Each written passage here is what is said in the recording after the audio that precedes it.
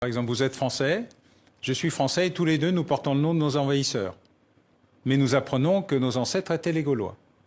Une curiosité parce qu'à un moment de notre histoire, dans ce pays où l'État a créé la nation à partir de tribus, de morceaux qui n'avaient aucun sens ni aucune relation entre elles, il n'y a rien qui ressemble moins à un Celte qu'un Basque, qu'un Corse ou qu'un Alsacien. Nous avons été envahis par les Francs qui étaient issus de peuples scandinavo-germains. Nous avons ensuite été envahis par les Normands, nous avons été envahis par les Romains.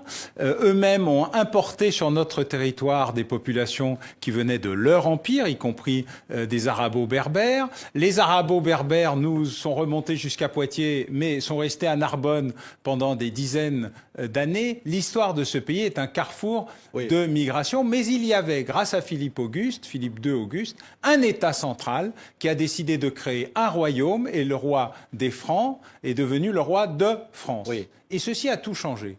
Et au nom d'une logique qui existe toujours dans le Code civil, l'assimilation, nous avons réussi à faire à ce que tous les résidents sur le territoire se trouvent une identité commune. Je rappelle d'ailleurs que la nationalité française ne date que de la Révolution française. Avant, on était sujet du roi, d'où qu'on vienne, qui qu'on soit, mais à condition d'être présent sur le territoire où le pouvoir royal s'imposait.